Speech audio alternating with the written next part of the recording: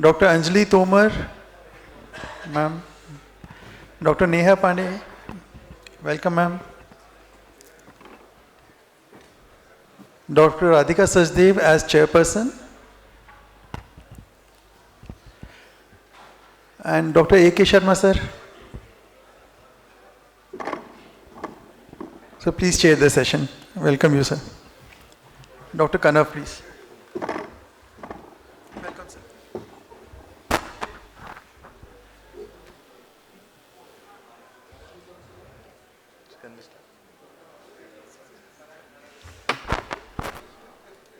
So very good afternoon to all of you, and at the outset let me thank the organizers for inviting me as well as my panel for this discussion on urinary tract infection in children, and we'll be focusing on the new ISPN guidelines which have come.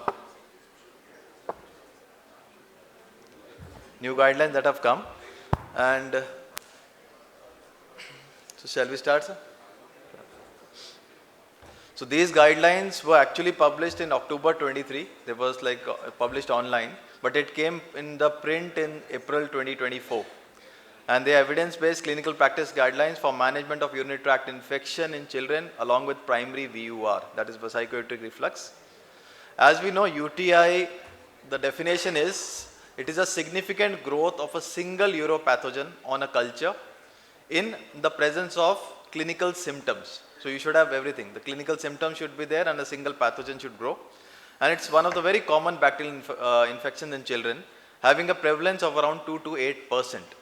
In infants, in males, it is more common than the females, according to 3.7 is to 2%, versus after the age of 1 year, the females take over, being 7% in the girls compared to 2% in the boys. And usually why it is important for us as a pediatrician to pick them up is because children, especially the younger age group, may come with very non-specific symptoms like just vomiting, prolonged fever, prolonged jaundice. So you'll have to think about it to pick it up. And the risk of recurrence is almost to the tune of 10 to 30%.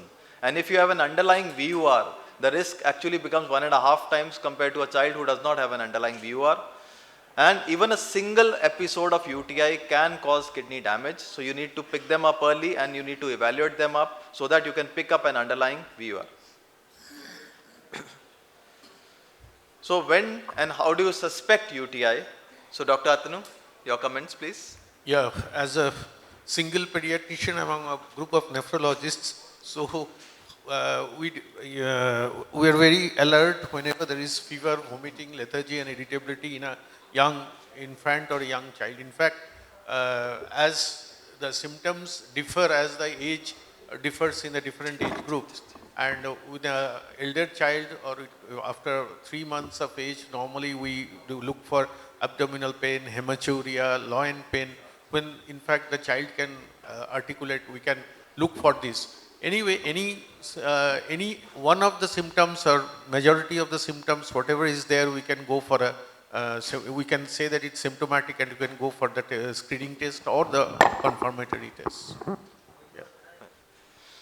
So basically to summarize, the younger the kid, the more generalized symptoms you'll have like fever, vomiting, lethargy, irritability, and the older the kid gets, the more specific symptoms you'll have like you can say frequency, dysuria or a suprapubic tenderness. Why males are more predominant in infancy? So males are more predominant because one, they have there's an additional cacotrys that is there, that is a post-urethral valve. So that adds to the additional risk in males.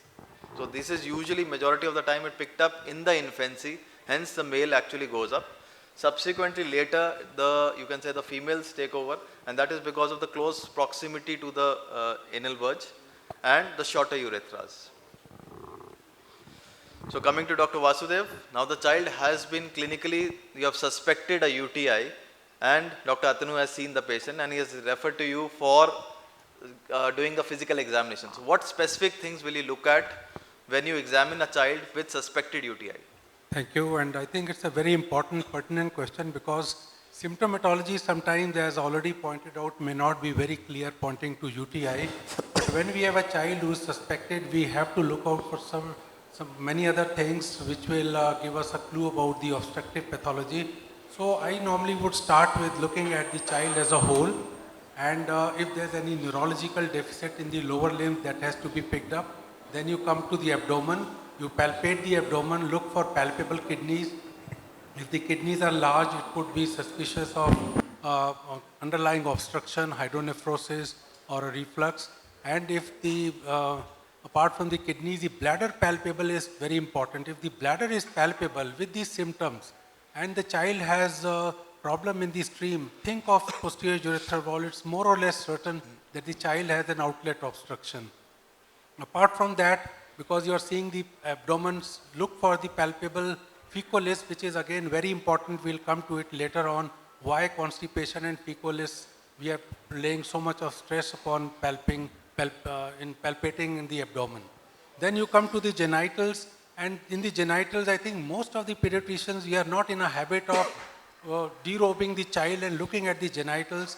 And many times we get patients who have got recurrent UTI.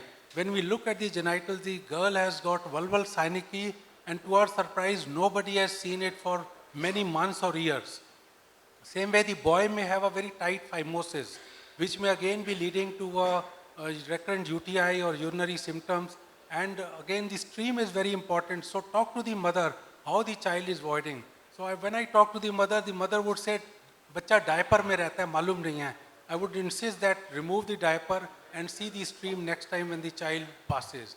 Apart from that, don't forget to turn the child on the back. Look at the back, there may be a tuft of hair, there may be a dimple, there may be telltale signs of a previous surgery.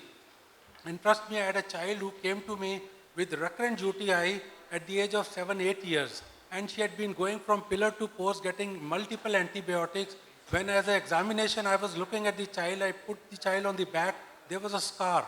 And I asked the mother, what is it? She said the child was operated right after birth for meningomyelocele. And the child had surgery, and child was having neurological problem, and fecal loading was there, constipation was there, and recurrent UTIs were caused because of all these. So we have to be very careful in examining the child as a whole, and particularly abdomen and genitals. Thank you. So you can always ask the mother to make a video of the urinary stream and then come back to you later. So she can make multiple videos, and the best one is what she can show you.